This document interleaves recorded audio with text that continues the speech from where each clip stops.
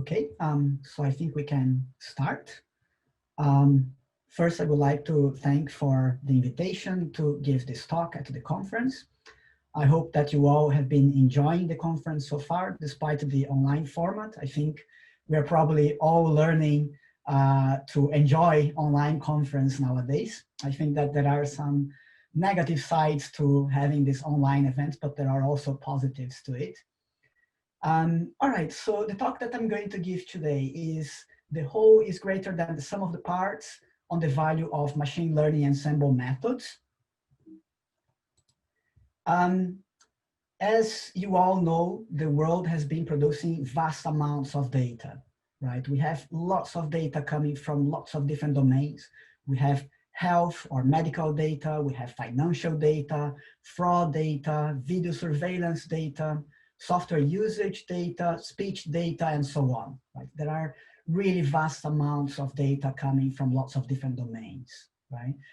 So it's natural that people would like to analyze such data so that we can get some knowledge from this data. But it's very difficult for people to analyze all this data manually because the amount of data is just too large, right? So instead of analyzing all this data completely manually, one thing that people can do is to adopt a machine learning approach. And machine learning basically is concerned with the study and development of computational models capable of improving their performance with experience and acquiring knowledge from data on their own, right? So if we are using this machine learning approach, they can take the role of acquiring knowledge from data instead of humans having to analyze all those data manually. There are different types of machine learning approaches.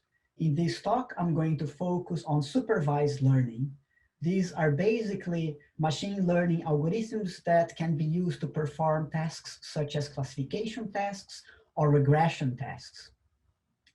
The classification tasks basically consist in taking examples and classifying these examples as being of a certain class or other classes. For example, we may be interested in detecting breast cancer based on a mammogram, right? So the task here is the task of classifying that mammogram as being cancerous or not cancerous, right? Another example is to predict whether a person will or will not default their payments based on their characteristics such as their age, their salary, information on their bank account, etc. Right? Another type of tasks are regression tasks. Here, we are actually interested in giving numerical estimations. For example, we may be interested in estimating the future value of the stock market based on previous values, or we may be interested in estimating how much effort will be required to develop a certain project based on the characteristics of the tasks to be performed in that project. Now, this supervised learning approach, they basically rely on a set of examples containing the characteristics, the features that describe these examples, and the categories or the numerical values associated to those features, right?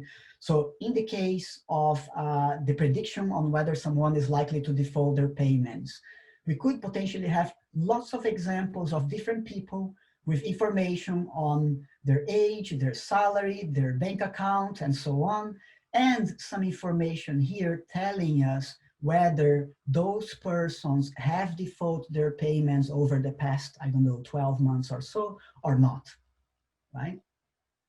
So these examples can be fed into a machine learning algorithm that is going to produce a predictive model. And once you have this predictive model, then you can start using it for making predictions. So if we get a new instance for which we want to predict the output, right?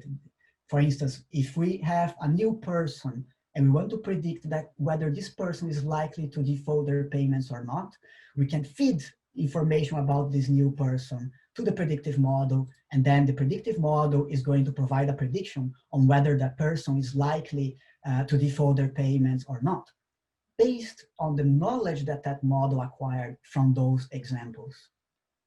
Right? Now, I'm not going to talk in detail about the specific supervised learning algorithms being used to create this model, this predictive model itself, right? The main questions that I would like to focus on this talk is, should we use a single model, or should we actually be using multiple models, right? And to illustrate the point here, I'm going to show you a video. It's a video related to the wisdom of the crowds. In 1906, an unfortunate cow laid down its life for a place in mathematical history. 1, 264, 417.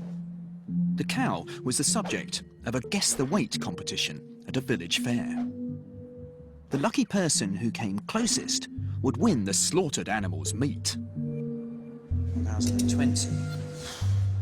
2130. The amazing thing was, nobody guessed correctly. 170. And yet, everybody got it right. 4510. To show you how they did it, I'm not going to use a cow, I'm going to use a jar of jelly beans. 450. 800. 12,000. 7,000. How many jelly beans do you think there are in this jar?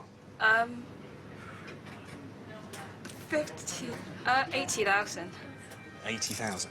No, actually, 50,000. 50,000? Yeah. Okay, 50, yeah. Okay. It's incredibly difficult for anyone to guess how many jelly beans there are. I asked 160 people, and most were way off the mark. Everything from 400 right up to 50,000 beans. In fact, only 4 people got anywhere near the correct answer of 4,510. Plus 1,500. Plus 3,273. Plus 873,000. Plus. But if I add all the answers together and take the average, I'll get the combined guess of the entire group. Plus 4,500. 463. Plus 853,000. Plus 5,000. Which gives a grand total of 722,383.5. Somebody thought there was half a bean in there.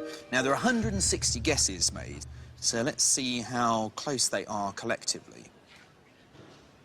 Wow, that's extraordinary. If you remember, there were 4,510. The average guess to the nearest bean is 4,515. I mean, I thought it'd be close, but I didn't think it'd be that close. That is ridiculous. So although we had guesses that were all over the place, up in 30,000s, right down in the 400s, collectively, we get something which is just 0.1% away from the real number of beans in there. Okay, so what is happening here, right? How everybody got it right, even though each person individually could be way off the mark, right?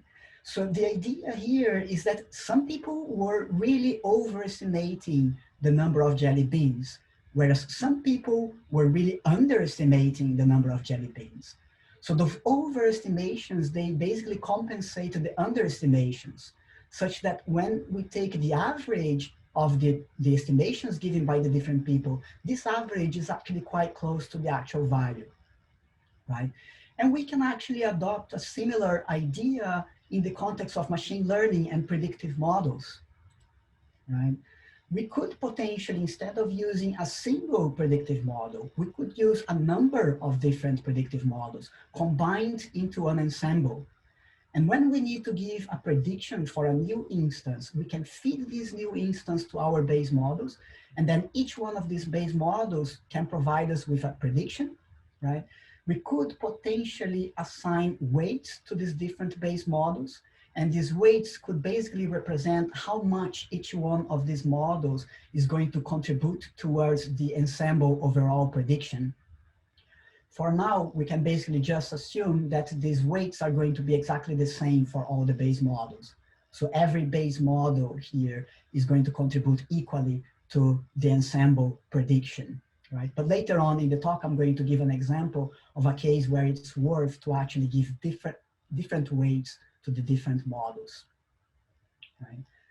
Now, once we get these predictions for all these different models, then we can basically combine these predictions somehow. If we have a regression problem, we could basically combine them by taking the weighted average of these predictions, right? If we have a classification problem, then we could use the weighted majority vote among the predictions. Now, to illustrate what I mean here, let me give an example, right? So let's consider that we have a regression problem, right, where we want to estimate a numerical value, and we have an ensemble composed of 3 base models. So normally our ensembles will be composed of more base models, but just for illustration purpose here, let's consider that it was just 3 models, right? In this case here, the first model predicted 10, the second model predicted 20, and the third model predicted 30, and the weights of all the models are the same, right? So each model is contributing equally to the overall ensemble prediction.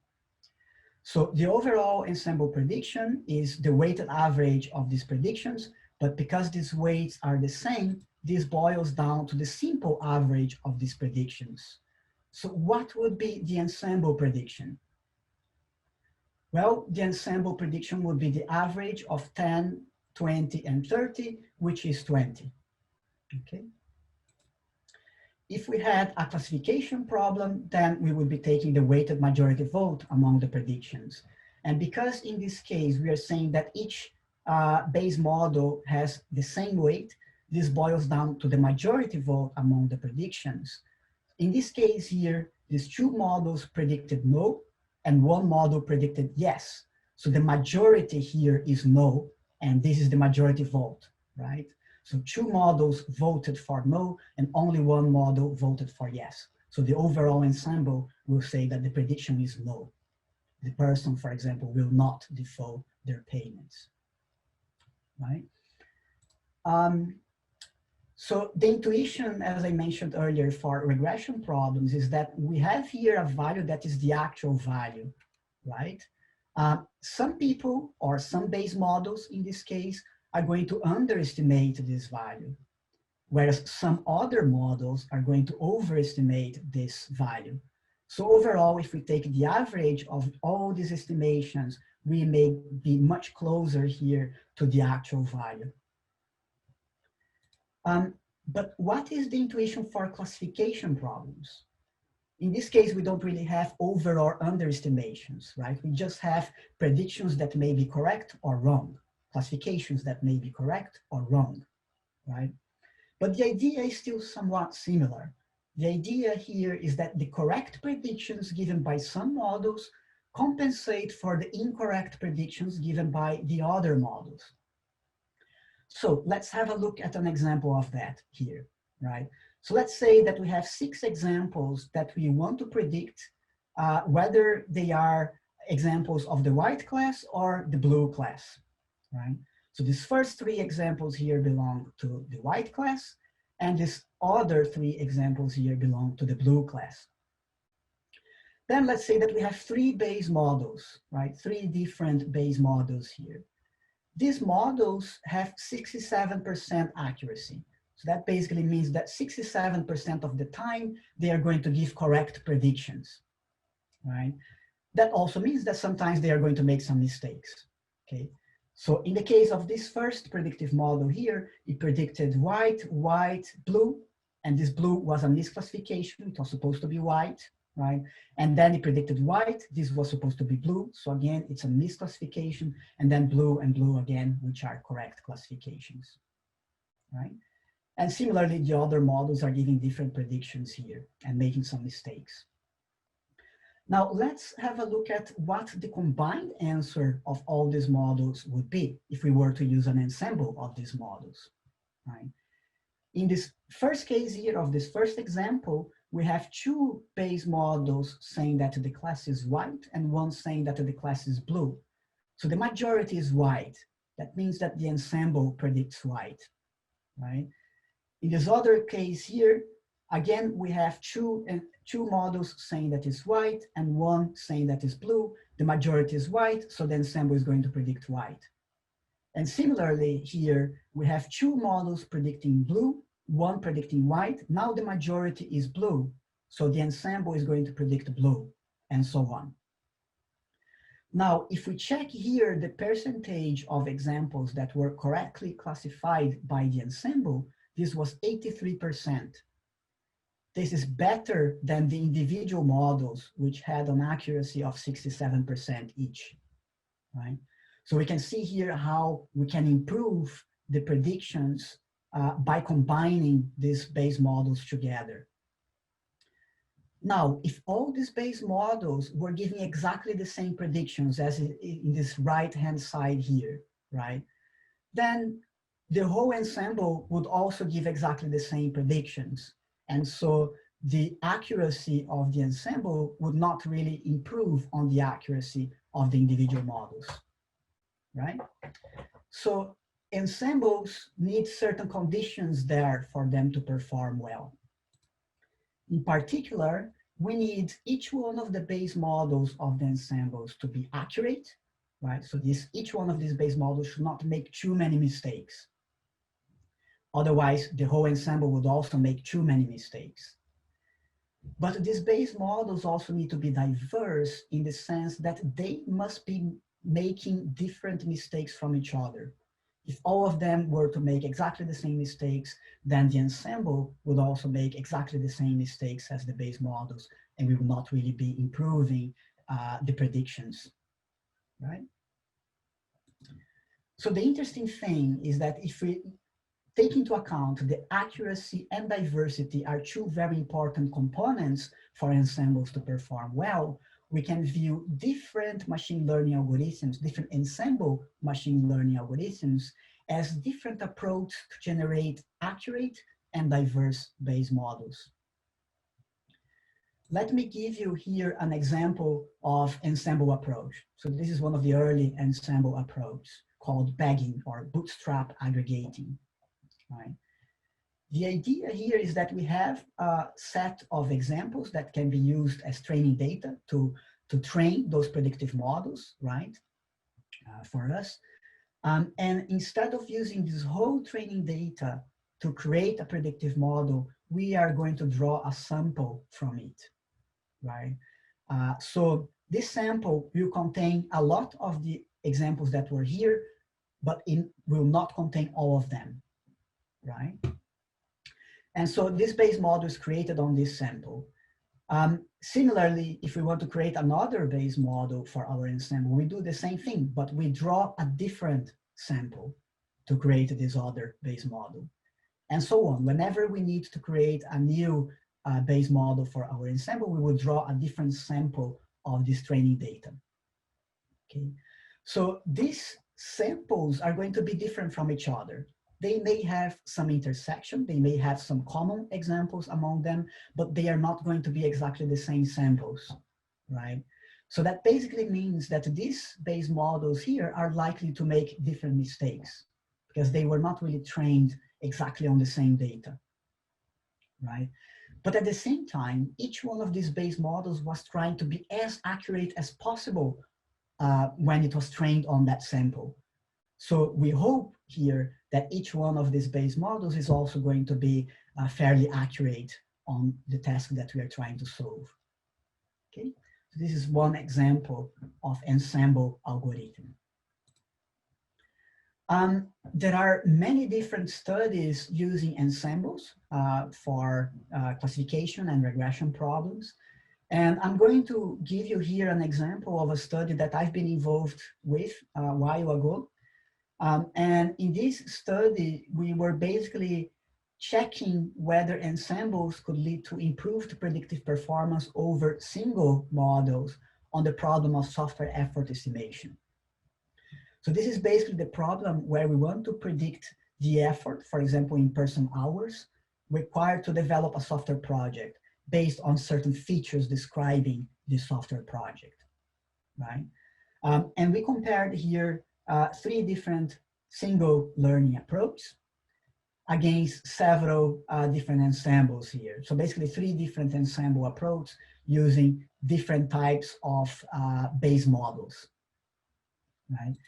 And in this study, we basically trained all these different approaches based on different software projects, right? And then we ranked this approach based on how well they perform across these different software projects, right? How small or how large was the error that each one of these approaches was doing on these different projects.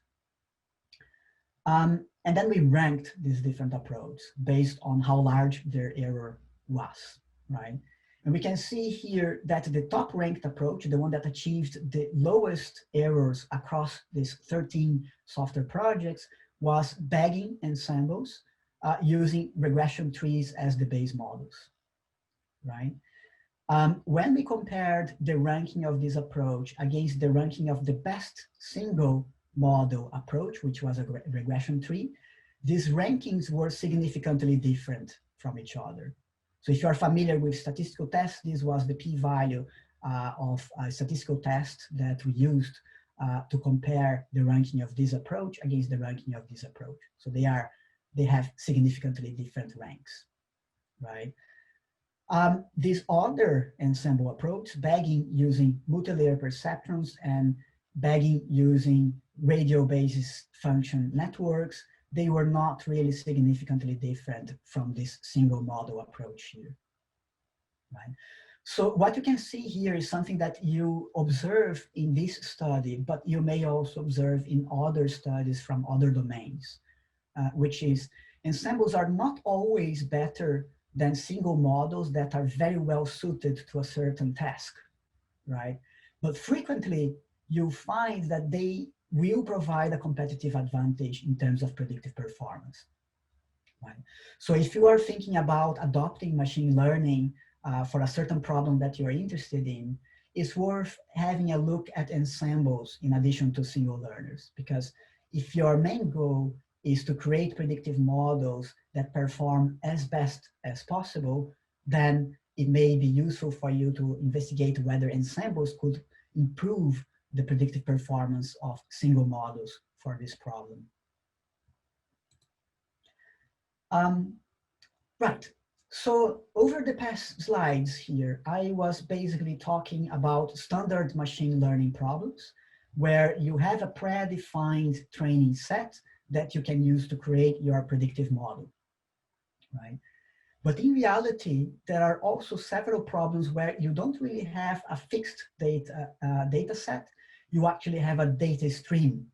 So what that basically means is that you continue to receive more and more data over time, more and more training data over time. So you may be interested in using this extra data that you are receiving over time to create new predictive models that potentially perform better and better on the task at hand, right? But usually when you are dealing with these data stream applications, there are also some challenges, right? And these are some of the challenges. There are other challenges as well. I'm going to concentrate on these ones here in this talk. The first challenge is that these data streams are potentially infinite. So potentially you never stop receiving more data. You are always receiving more and more and more data over time. And in some problems, the frequency with which you receive new data may be very high. So you may be receiving very large amounts of data very quickly over time, right? So in that case, if you use a standard supervised learning machine that requires this pre-existing training set, we call this approach offline supervised learning approach, then you would basically need to be throwing away your predictive model and creating a new one whenever you receive new data, right? And this may take really a lot of time because you basically have to go through all the data that you've received so far every time that you receive more data in order to create a new predictive model that learns from all this data that you received so far, right? So this can be very slow. Alternatively, you could make use of continuous supervised learning approach or online supervised learning approach that are able to update this predictive model whenever they receive a new training example. Right? So whenever you receive a new training example, you can use this training example to update the predictive model, and then you can throw this example away rather than having to re-look at all the previous examples and reprocess all the previous examples that you received so far, right? So this can potentially be faster than having to retrain your predictive model from scratch every time. And there are certain tools that you can use for that. For example, MOA, Machine Learning for Data Streams, is a tool that provides online or continuous supervised learning methods that you could adopt. And this is a tool that is implemented in Java. So if you want to further, change those algorithms that are there using Java, you could, but it also provides a nice user interface. So if you are not really from the computer science area, but you actually want to apply these models for your problem, then there is a user interface here that can help you to use this approach. And scikit-learn is another tool, which is fairly similar to this one, but it was basically implemented in Python, which is another programming language.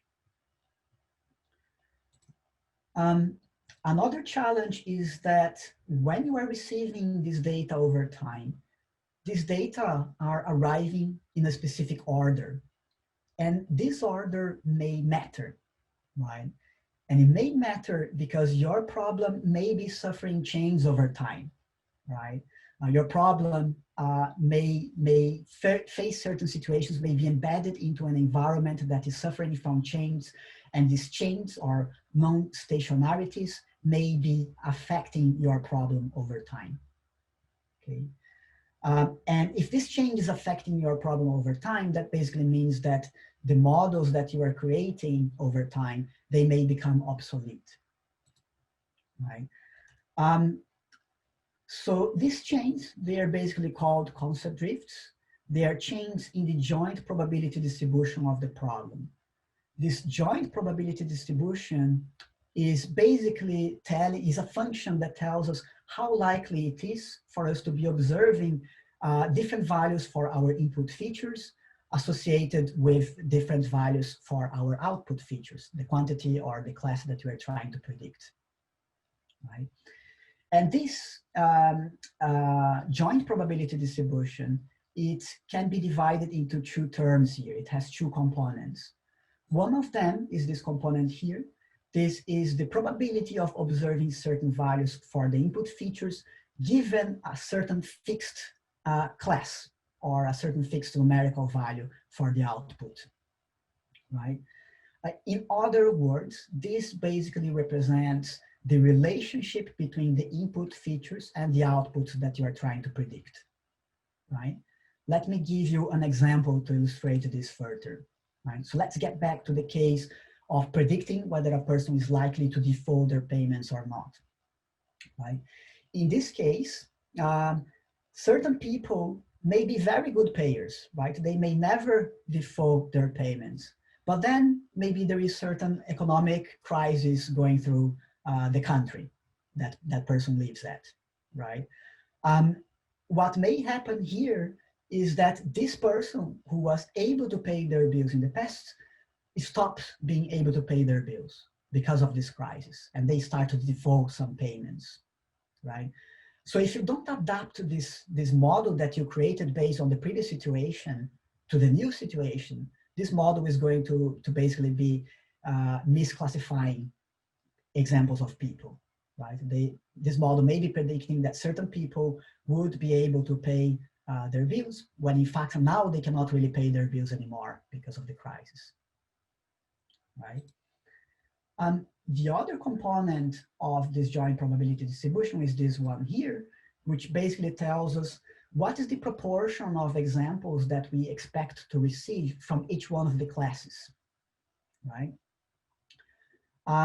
So let me give you an example of that. So one example of change here could be intuit topic classification. So let's say that want to predict the topic of a tweet based on the content of this tweet.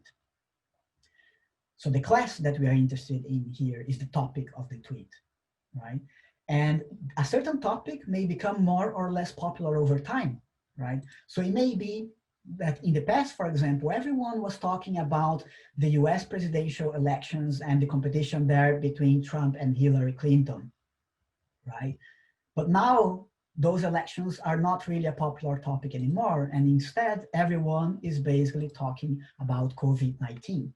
Now COVID-19 became a very popular topic, right?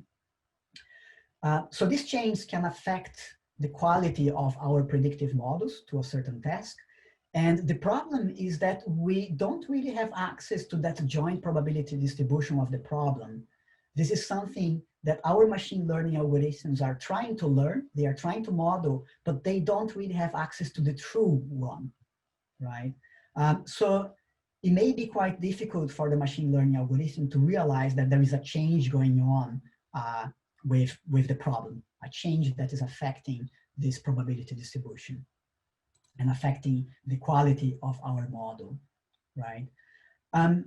But why are these changes a problem, right? So why can they negatively affect our predictive models?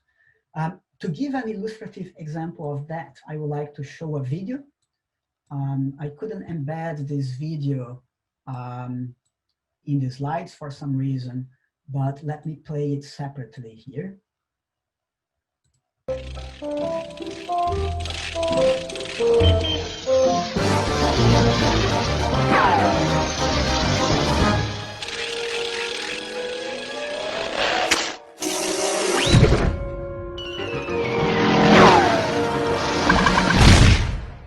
Holy shit! I did it! He's under there! I got him! I fucking got him! Jesus, I'm gonna need a shovel. Oh, this is delicious. I mean, you know, it's like when you work for your meal, when you really work for it, it just tastes that much better, you know? So, what are you gonna do now? Huh. Never really thought about it. Been chasing this damn bird for 20 years. I'm not really trained for anything else. I guess I kind of let my life get away from me. Well, I'm sure something will turn up.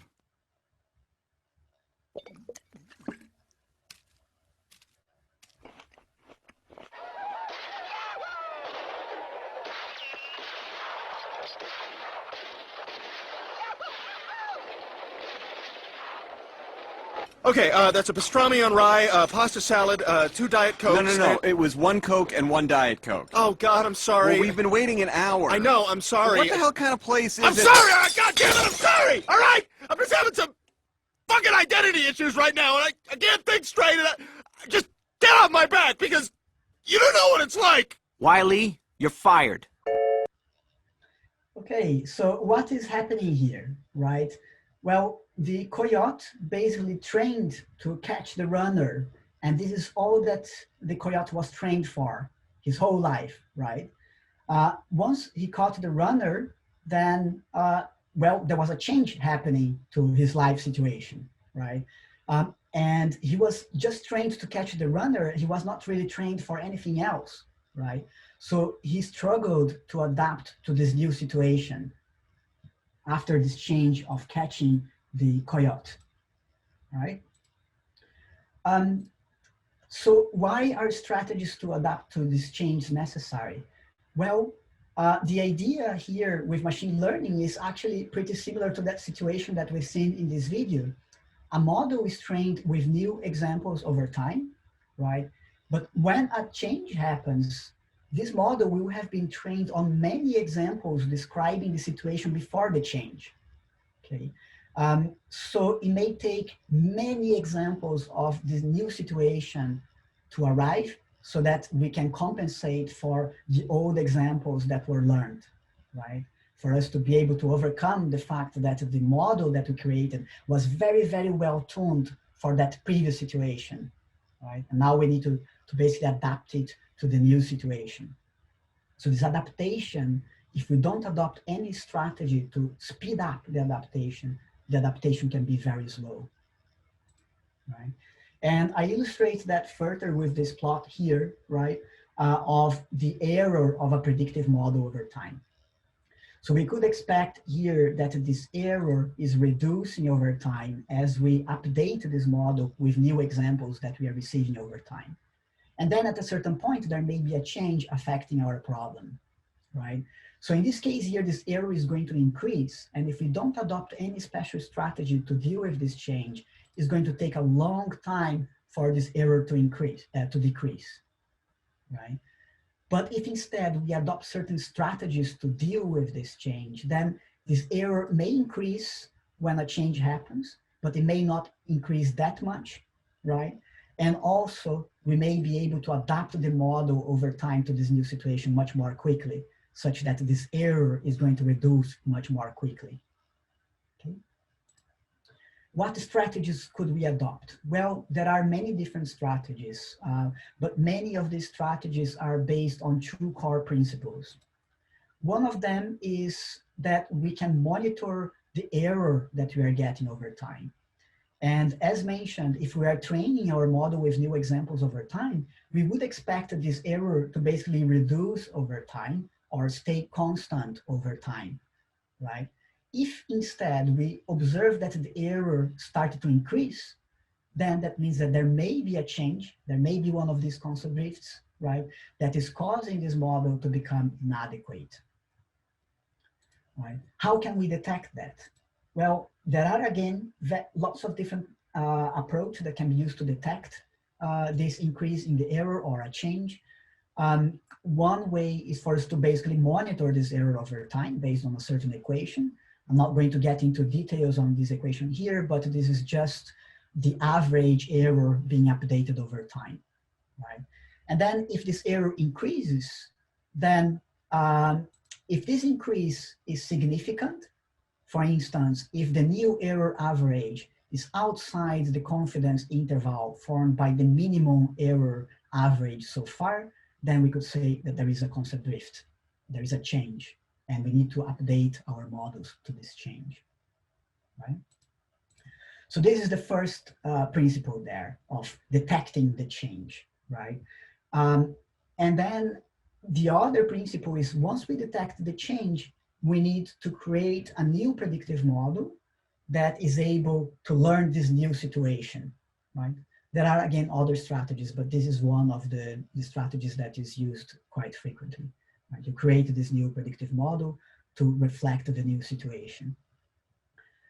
But if we are creating this new predictive model to learn the new situation from scratch, what should we do with the other models that we had before?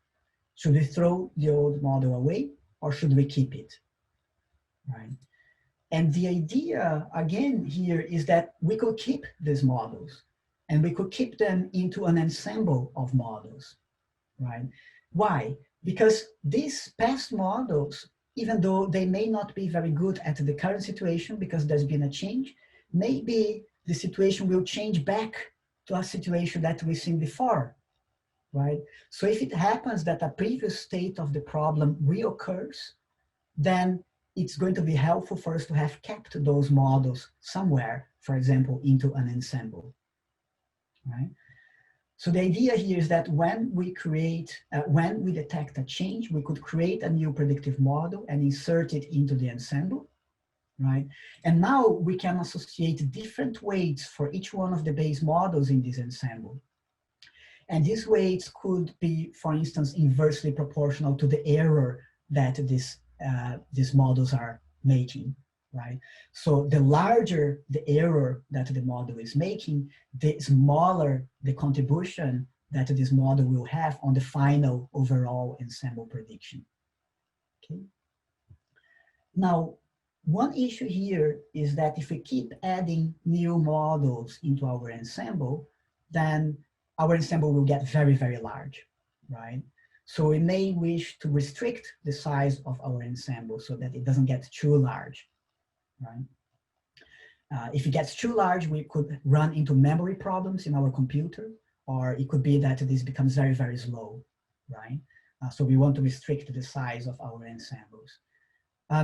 So let's say that we received a new model here that was created after a change was detected, but there isn't space in our ensemble anymore. What should we do?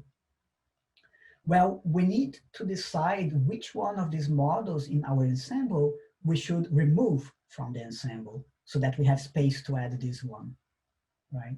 And one of the strategies that we proposed is that we should decide which model to eliminate based on how similar the predictions that that model is providing are to the new model that we created, right?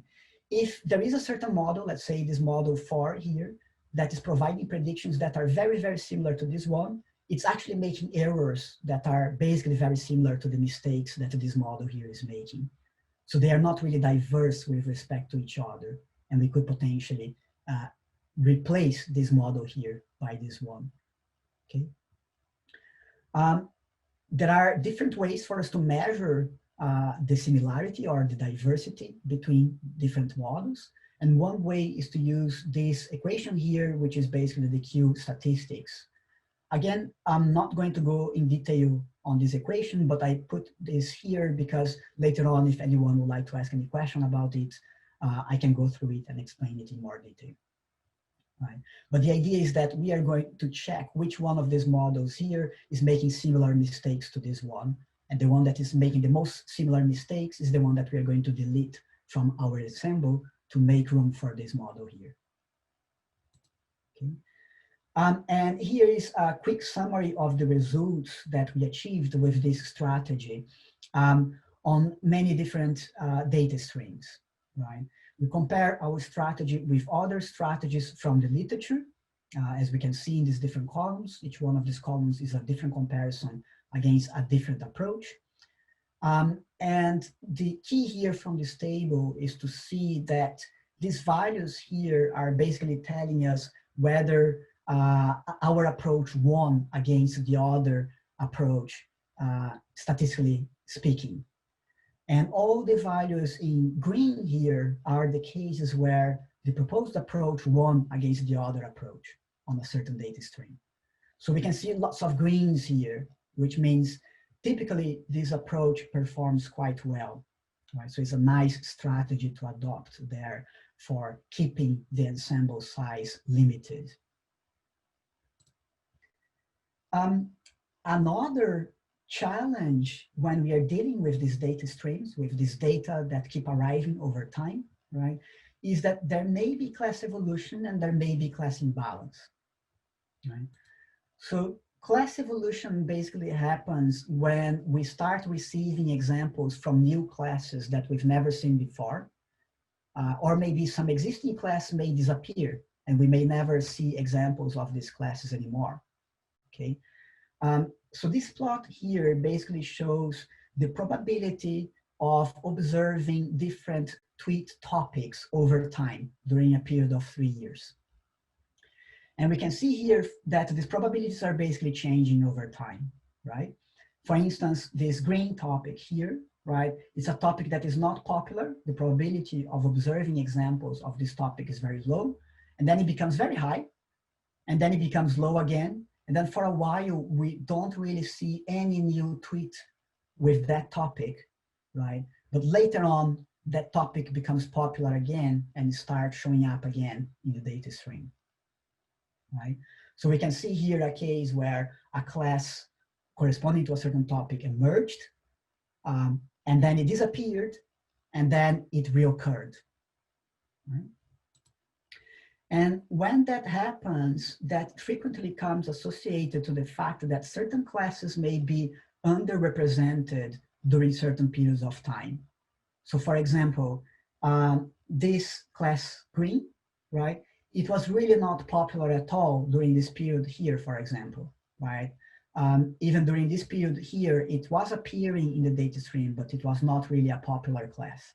It was not a popular topic, right? And this is what we call class imbalance. There may be certain classes in our problem that are underrepresented compared to other classes. This is what we call class imbalance, right? And this is something that machine learning algorithms struggle to cope with. In the worst case scenario, a machine learning algorithm may never really predict any example as belonging to the minority class. It will always predict that all examples that are coming belong to the majority classes. And this is definitely not desirable behavior. We want to be able to recognize examples of the minority class. Also, this ratio of examples from different classes is changing over time, right? So if we are adopting any strategy to cope with this class imbalance, we will need to update this strategy over time to take into account the fact that certain classes that in the past were a majority may now be a minority, and later on they may become a majority again. Okay, so these are all issues that we need to deal with if we are adopting machine learning algorithms for certain problems, right? So how to deal with these issues here? How to allow our machine learning algorithms to adapt to these changes here that are happening over time? Well, again, one thing that we could do is to adopt ensembles, right? And we propose an approach to deal with this class evolution by creating a different model to represent each one of the different classes, right? So each one of these models is able to distinguish between the class that it represents, for example, a certain class C1, and all the other classes, for example, C2 and C3, right? So we will refer to the class represented by a given model as the positive class for this model, and all the other classes are the negative classes for this model, okay? And then the class predicted by the ensemble as a whole can be considered as the class with the maximum likelihood. Roughly speaking, what this means is that we would be predicting the class that is more likely to be the class of a certain example. And for that, we need our predictive models to be able to output this maximum likelihood, okay? Now, the fact that we create one model here for each one of the different classes can come in very handy when we are dealing with class evolution. Why? Because if we have a new class appearing, we can basically create a new model to represent this class. If we have a certain class disappearing, we could temporarily eliminate this model from our ensemble. And if this class reappears, we can basically add it back to our ensemble, right? How to determine whether to eliminate a base model? Well, we can basically monitor the proportion of examples coming from different classes over time. If a certain proportion gets very low, very low, below a certain threshold, we can say that that class disappeared, right? And if we start seeing examples of that class again and the proportion becomes larger again, then that class is reappearing, right? Now, for each one of these models, it's quite likely that the positive class, the class represented by that model, is a minority compared to all the other classes, right? Because we'll see some examples of this positive class and many examples of this other class, because these negative examples here correspond to all the other possible classes in our problem, right? So one way that we can deal with this issue is to randomly eliminate some of the examples of the majority class. And the number of examples that we eliminate should be such a number that is going to ensure that on average, we are training this model with the same number of examples of the positive class and of the negative class, right? So again, we can tune this based on the proportion of examples of different classes that we are seeing over time, right? And by doing that, the positive and the negative examples are going to draw similar amount of attention from our predictive model when we are training this predictive model, right? And as a result, this model is likely to be able to recognize examples of the minority class in addition to recognizing examples of the majority class. We've experimented with this based on the tweet topic classification problem. We had different data streams created based on Twitter. The idea here is to classify the topic, which in this case is the hashtag of the tweet, based on the words that describe this tweet, right? And we consider different classes. For example, we had two classes that were stable. One of them was jobs, and the other one was music. So these classes usually had a quite constant proportion over time in the data stream. And two of the classes actually evolved over time, right? So one of them was the royal wedding, and the other one was Bin Laden, right? So these topics, at a certain point, they were very, very popular, and then they were not popular anymore, right? And we've evaluated different variations of our approach and compared this approach against other approaches from the literature. These plots here basically show the F1 score, which is a measure of the predictive performance that we want to maximize over time for our approach against the other approach. And we can see here that our approach, which is shown in this dark blue and another blue with circle, right? So basically this approach here, they are basically achieving higher predictive performance compared to the other approach, right? So we can see that here, we can see that here, usually achieving better predictive performance over time, right? Again here, right? And again here. And then during a certain period, it didn't perform so well in this case here, right? So we can see here that frequently this approach behaves quite well on this problem. Right? So in conclusion, basically, well, the whole is greater than the sum of the parts, right? If we group models into ensembles, we can potentially increase the predictive performance of our learning system, right? And that is the case both in standard offline learning, where we have this pre-existing data set that we want to use to train our predictive models, and in continuous learning, when we actually need to learn with additional data that we receive over time and potentially adapt to change, the so-called concept drifts, right? Now, in addition to the message here that using ensembles can potentially be quite useful and helpful, I would like to give a number of other takeaway messages here in case you have a certain machine learning problem that you need to deal with. The first message is that you may have very large amounts of data. And if that's the case, the traditional machine learning algorithms may be quite slow. So you may want to adopt one of these other continuous learning approaches that process each new training example only once on arrival and then discard it, right? You may have a data stream problem where you are receiving more and more data over time, and there may be changes in your problem over time. If that happens, it's very important that you monitor the performance of your model over time and you adopt some strategy to update these models to the new situations that your problem may encounter over time, right? Otherwise, your model may become obsolete and poorly performing. And finally, you may have a problem that is class imbalanced, right? So your problem may have many examples of a certain class and very few examples of another class. That frequently happens, for example, in medical applications, where you may have lots of examples of people who did not have a certain rare disease and very few examples of people who had that rare disease, right? And it's very important here for you to check how well your predictive model is performing on each one of these different classes that you are interested in, both the majority and the minority classes, to check whether your model is actually performing very poorly on the minority class. If it is, then you need to adopt some strategies to cope with this class imbalance, right? So that's basically all. Thank you very much for coming and attending the talk. And I'm happy to answer any questions that you may have. Oh, thank you. Very excellent. Yeah, I make the many notes of your presentation. Yeah, thank you.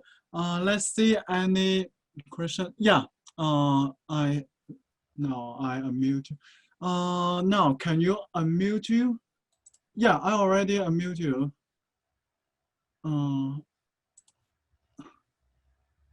Wait a minute. Hello, now Alja Ferry. Are you here? Hi. Hello, yeah, you can directly talk to our speaker. Yeah. Yeah, I just wanna ask, how do you have any methods you can suggest to handle? Sorry, I cannot hear you very well. Can you just speak a little bit closer to the microphone? Yeah, I'm sorry, I'm in a silent area. Can you hear me well now? Yes, a little bit better. It's a little bit low, but I can hear you better. Okay, I'll try to speak loudly. So what sort of methods would you suggest to handle data imbalance? Okay, there are many different methods. One of the questions that we need to ask first is to what extent you have class imbalance there. If you have a minority class. Yeah, so basically I'm dealing with a 5-class problem. And so one class is like constitutes 90% of the data sample, and the 4 other classes, they constitute the 10 to 20%. Okay, it's huge. So in that case, you're kind of like on a gray area in a sense. If you have something like 70% of one class and 30% for another class, there are many different strategies that you can adopt. And these strategies may or may not work for more extreme cases, like your case, which is a little bit more extreme, but it's not that extreme. So one of the things that you can do is that you can give different weights to these different classes in your learning algorithm. So your learning algorithm is likely to have a certain error function within it. And this error function typically gives the same importance to mistakes made to each one of the different classes. But what you want to do is to give a higher weight or a higher importance to the mistakes given by examples of the minority class, right? Okay. So some machine learning algorithms enable you to tune that. If the algorithms that you are adopting cannot allow you to give a different weight to mistakes given by, for examples of different classes, you can adopt certain resampling strategies. One of them is to get rid of some examples of the majority class so that the minority class can draw more attention. But there are some disadvantages in doing that because you may start performing poorly on the majority class then. Yeah. Another strategy is for you to replicate the examples of the minority class, right? In this case, you will be also drawing more attention to the minority class because you are training your model with duplicated examples of the minority class. So this is one strategy. Another strategy is called smooth. And in this strategy, you basically create some syntactic examples of the minority class, right? Yeah. And you use these synthetic examples together with the other examples to train your model.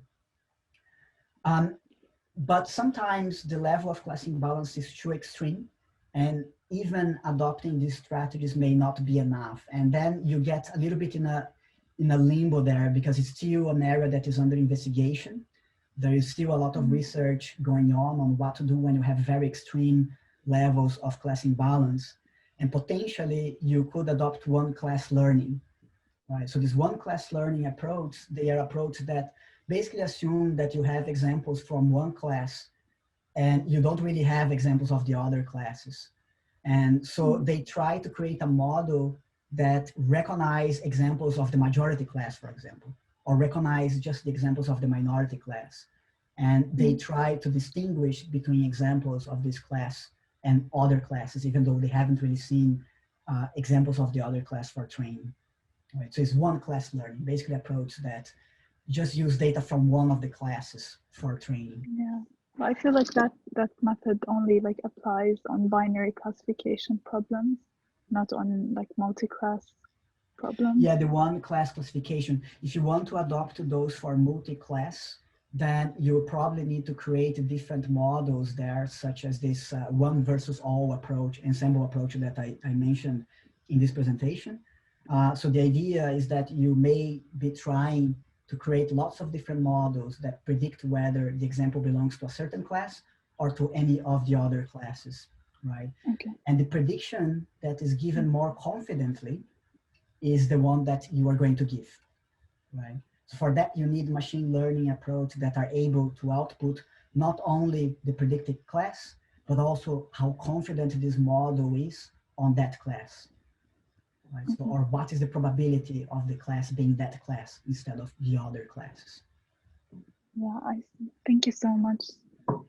Welcome. Yeah, Dr. Leandro, we have another question from Natalia. Natalia, I will unmute you. You can directly talk to our speaker. Hello, Natalia. Hello. Hello. Hello. Hello. Oh, yes, I can hear you. Yes, I want to ask how to decide the weight for each model, because I see in your presentation the model you give different weight for each model. Thank you. Yeah. So there are lots of different ensemble approaches, and some of them actually rely on the fact that you are giving the same weight for all the models. For example, the bagging approach that I mentioned is an approach that always uses the same weight for each model. And there are some theoretical studies that show that for that type of ensemble method, this is basically a good thing to do, right? But in other cases, and especially for non-stationary environments, you typically want to give a weight that will reflect how good that base model is for solving your problem, right? If you have a problem that is a data stream problem where you're receiving new data over time, you can basically update some metric of the accuracy of each one of your base models over time, based on these training examples that you are receiving over time. Okay? And based on that, you know which of these models is currently performing the best for the current situation.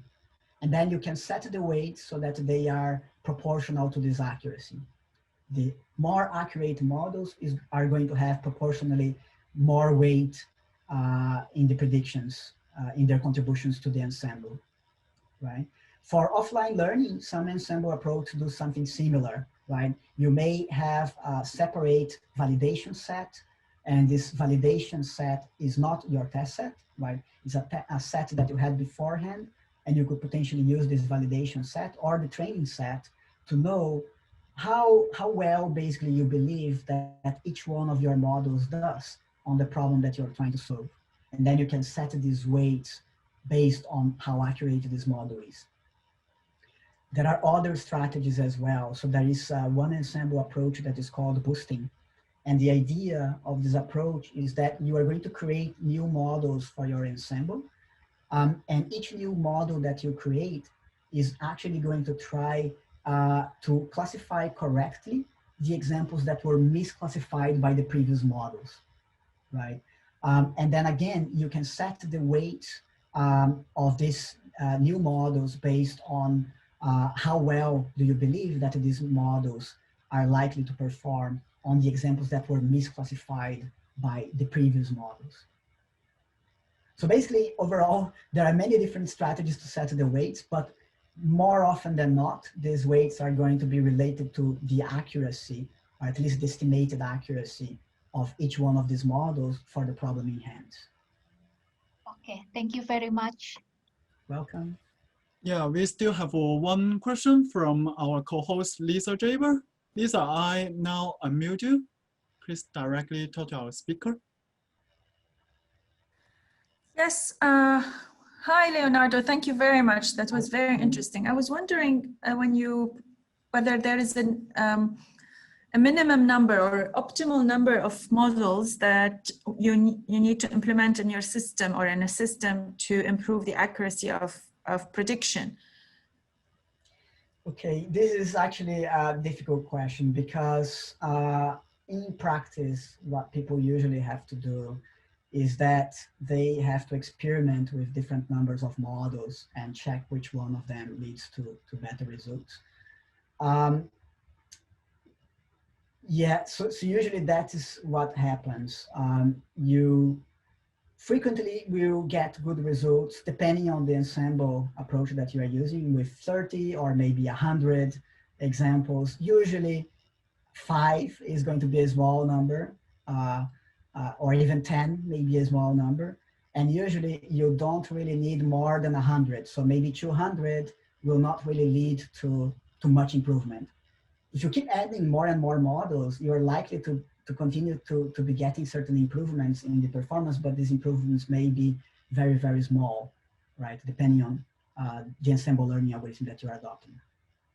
So unfortunately, usually what people have to do is to experiment with different values. Typically, people experiment with 30, 50, and 100, this sort of numbers, and see which one of them leads to the better results. Yeah, thank you for your answer. Yeah, I still have one question.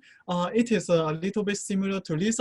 Could you go back to the, I think it is page 35 of your slide?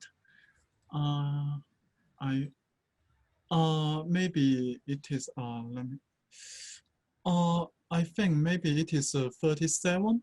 Can you go to, yeah. Yeah. It is that if we encounter a problem of class resolution, class evolution, you mentioned that if there is new cases, new state occur, we can, just like in this slide, we can create a new, create a similar classes of, the C4 classes, that it is a little bit similar to C3. And I remember, I think if I understand correctly, since the C3 and C4 classes are very similar, and we will finally replace the C3 with a C4, but can we include both C3 and C4 classes in our base model system? And how to determine that? Because we know that in order to maintain the overall predictive accuracy, we should keep the model diversity. But for those C3 and C4, they are similar. How do we determine we should replace or add another new classes? Thank you. Okay. Yeah, so actually I think that your question is probably about this slide here. Oh, yeah. It's not the one that use one model for each one of the classes, but it's one that you are trying to add new models and you may need to remove a certain model. Oh, yeah. Okay, yeah, so the idea here is that you can collect some training examples. You can store them in a window of data, for example.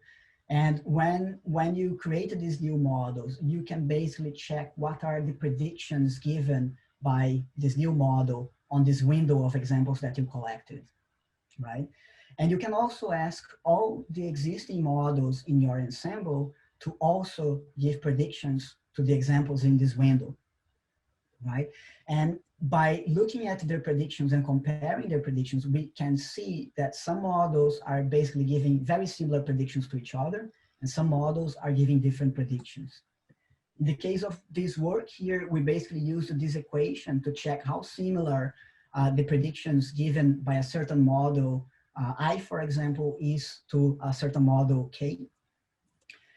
So this N here is basically the number of examples that were correctly classified by the first model and correctly classified by the second model. This other N here is the number of examples that were incorrectly classified by both models. And here we have the number of examples that was incorrectly classified by one model and correctly classified by the other model. And here is the opposite. Correctly classified by one model and incorrectly classified by the other model, right? So the idea here is that if these models are giving different predictions, they are making different mistakes, right? So this value here is actually going to increase. Let me even, let me skip this slide so that I can show this to you more easily. Okay. So if this value here is large, what that basically means is that these two models are making different mistakes.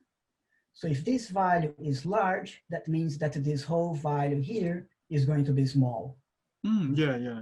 So we know that if these models are making different mistakes, this value here is going to be smaller. And similarly, if this value here is larger, then the value of this whole thing here is going to be larger. So if these models are making similar predictions, if they are correctly classifying the same examples, then this value here is going to be larger. right? So the idea is that if this value here is smaller, that means that our models are disagreeing with each other quite a lot. And if this value here is very large, that means that this model are making very similar mistakes. And if they are, that means that we can replace them with each other because they are behaving very similarly. Right. Okay, thank you for your explanation. Yeah, I have one more question. It is that you in the beginning of your slide you said that in order to keep the diversity of the different base model in the system, you are using the Bootstrap samples. Yeah. In that, it is very early slide. Yeah, it is. Yeah. We bootstrap the training data set. Yeah, I want to know, yeah, I think this is a very good method. I also want to know these different types of 1 to n base model, are they using the same algorithm or just different on the training data? So they are using all of them the same base learning algorithm. So for example, if this is a neural network, it's going to be a neural network for all of them. So basically what is different is the training data. Okay. Yeah. That means the primary method to keep the to quit the model diversity, it is I separate different training data sets into different submodels. Yes, and as you may guess, that may not really guarantee that these models are really diverse. And depending on the type of base model that we are using, they may not really be that diverse, right? So there are certain models that we call them stable models, like K-nearest neighbors, for example. These stable models, they are not really going to be diverse, even if you are training them with different samples. So in that case, there are also some other ensemble learning algorithms that explicitly try to encourage this diversity through the error function of the base models. One of them is called negative correlation learning, and it changes the error function used by the machine learning algorithm to try to explicitly maximize accuracy at the same time as you are trying to maximize diversity, or you are trying to maximize the disagreement among the different models in the ensemble. Okay, thank you. Thank you for your excellent presentation, and thank you for your answer. And we saw that no more questions in the chat box. Yeah, thank you very much, Dr. Leandro Minku. Thank you. Thank you for accepting our invitation. Yeah.